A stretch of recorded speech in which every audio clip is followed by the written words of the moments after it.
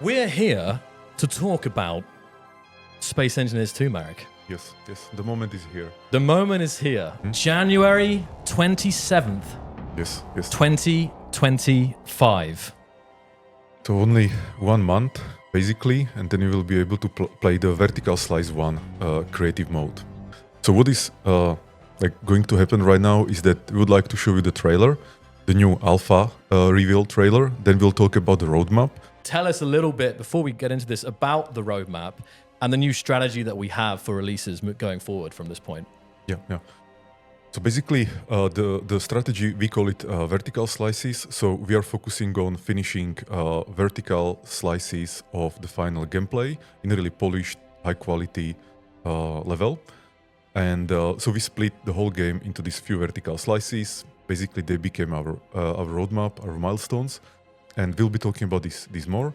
And the first vertical slice that we'll be releasing soon will be creative mode.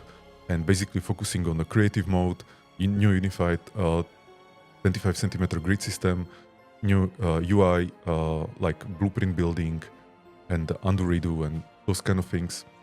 And then there are other vertical slices will follow. But I really want to highlight that we don't want to be developing kind of on all the features at the same time and having them, like in some not really good quality. We rather want to focus on like a limited scope at a time, finish it into final quality, release it, and then move on another vertical slice. That the feeling I have right now is the feeling I had when I was in high school back in 2013, and I was literally like racing home from school to jump on my PC and play Space Engineers every night and speculate on the forums and everything. So it's weird because obviously we're about to begin this new era, but I still feel like almost like this nostalgia, this feeling right now inside I haven't felt for a while. It's just share some of your mindset and our decisions kind of going into open development and why you liked open development and why the team likes open development as opposed to having everything behind closed doors for years and then just suddenly. Yeah. So basically this was always in our DNA to release alpha early and then continue, incremental development. Yeah. So that's one thing. Another is that when you get feedback from the community, it just feels nice, So, and if you would be working on Space 2 for another, let's say, 5 years behind closed doors and then would release it, then we would lose all that excitement, right? Or basically would get it much later. So there was not really a choice for us. It was more about like when we'll start the early access and get more involved with the community. Definitely. And we always call it an ecosystem. Like we have obviously the developers, but we have the players, we have the server admins, we have, modders, there's streamers, YouTubers, like this, the whole Space Engineers is like an ecosystem. So to be able to develop the next game, Space Engineers 2, together with the community like we've been doing so far is, and on another level as well, of course.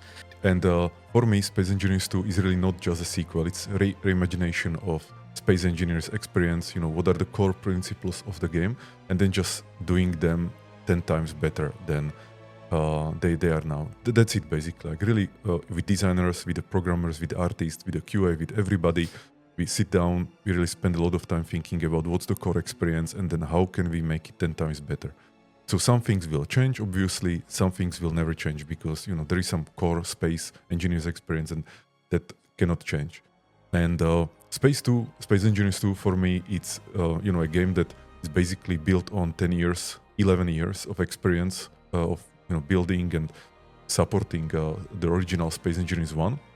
And the differences that we want in Space Engineers 2 are focus on intuitiveness or accessibility, user experience, flexibility. So basically making the game much easier to learn, to play, to enjoy, and the feeling. This is very important for me.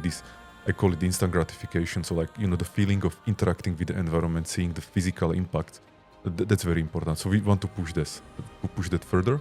Another one is narrative or lore, so like in Space Engineers 1, we never had any lore or very, very just, like briefly here and there, like, Factorum recently, but not a big lore.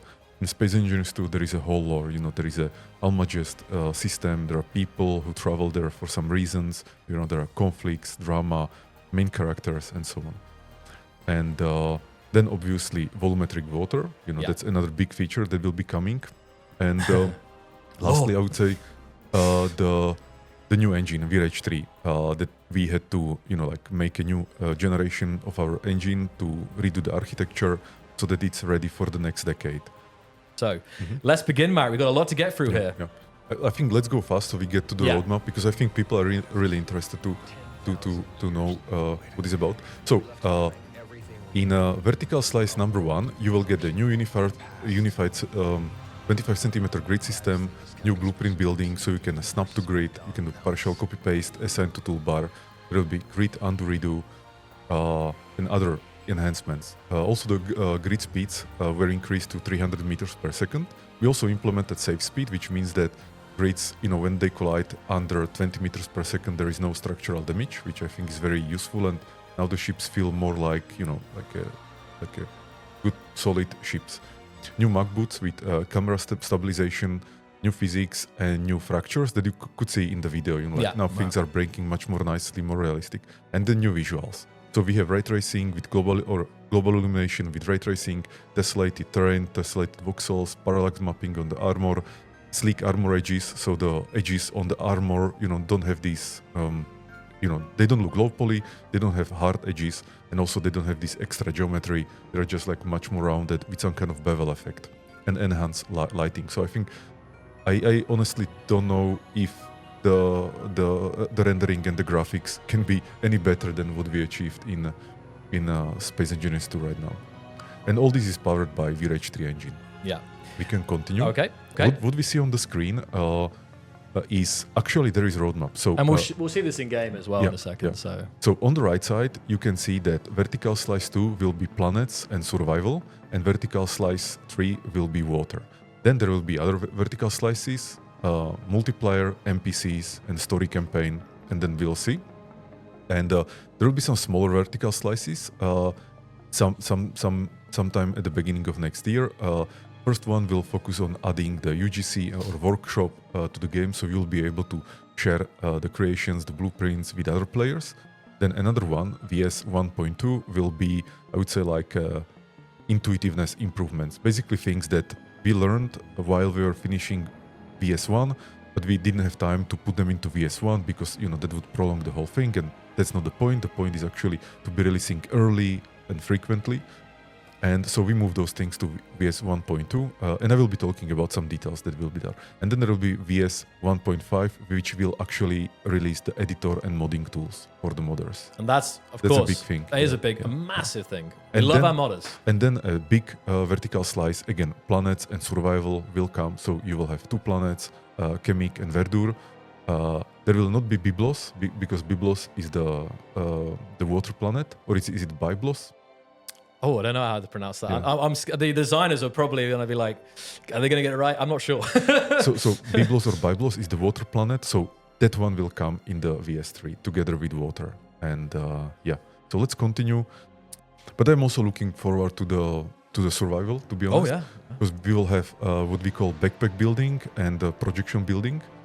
So projection building means that you can build in survival almost as in creative, so you build the projections first with the simplicity that creative mode gives you, and then you just weld it.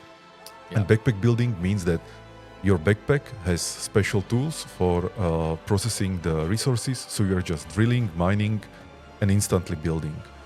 And of course, there is still benefit to use the refinery and assembler, and that path, but I always wanted to have backpack building because I wanted the simplicity and this kind of like instant feedback that I drill, I mine, and I build, and I don't need to spend time micromanaging my resources. For those who don't know, the differences or the reasons why we have our own engine and why we are not using, some other commercial engines is that none of those actually can support a game with such dynamic, destructible environment, and also environment that is so large scale, without loading screens and seamless transitions. So in our game, you can build you can basically copy paste, whole ship, or you can destroy a whole ship, or you can travel from orbit to planet surface, and then underwater. Underwater, yes. And the other engines, they are not good at this because they never were. This is not their use case. They are not focused to do this. Yeah. So that's why we have to do our own engine. But we also love doing our own engine. So it's not really, something that I consider to be a disadvantage or I don't consider to be a pain, basically. Another one is story and the universe, the lore. So we will have the human NPCs. There will be stations, factions. There will be quests. Things like that. So the world around you will feel alive. That's a very big difference, something we never had in Space Engineers. And let's continue to the technical innovation. So multi-core scalability means that the data-oriented architecture that we have in VRH3 means that we can be processing multiple, let's call it data streams or multiple entities, components at the same time, utilizing the multi-core CPUs much better. So we'll be able to optimize the game in coming maybe decades, and also it will scale up better on dedicated servers.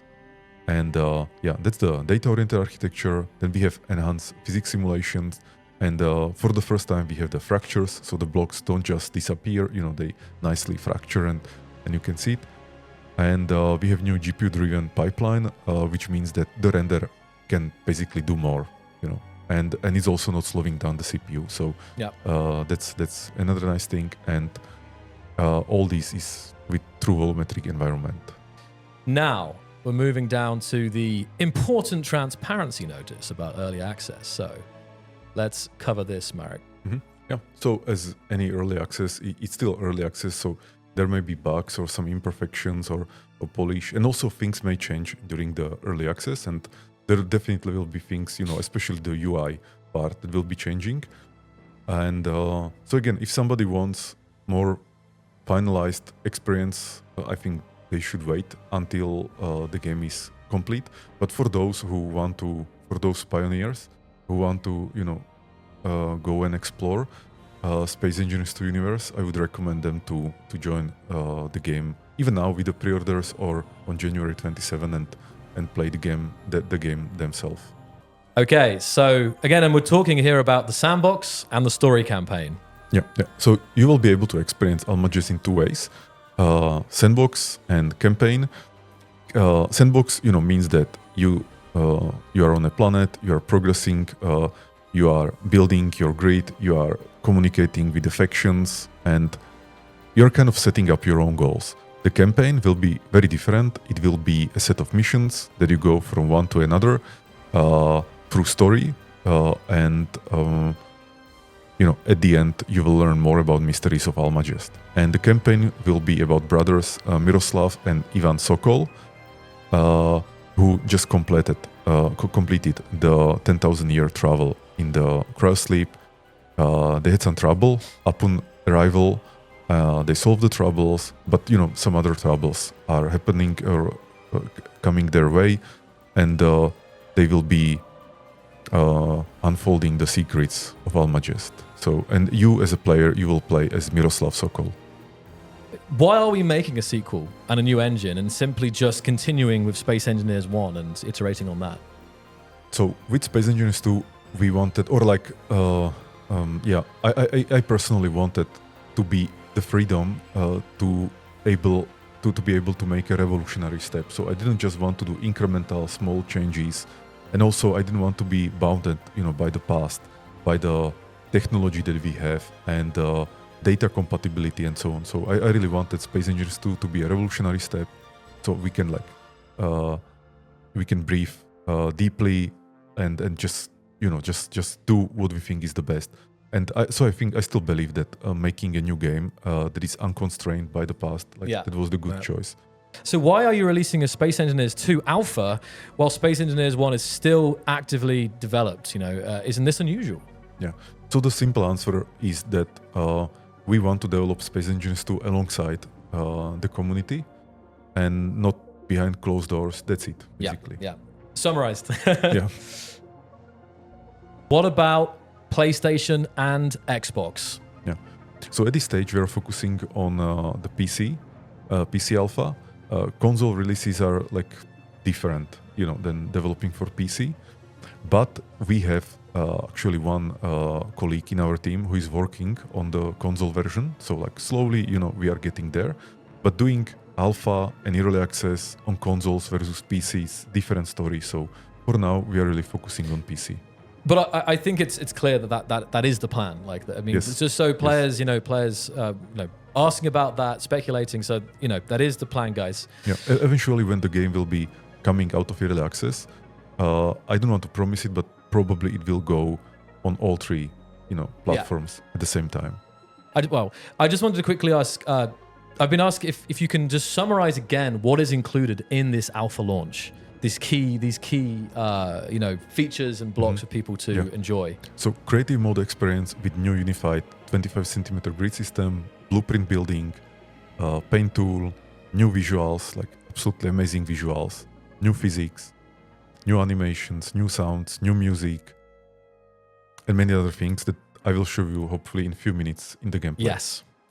Paint tool as well. I know that was a big one from the... But again, also just to make it clear, what is not there, what will not be included, is the planets, survival, multiplayer, NPCs. Those things will come in the following vertical slices.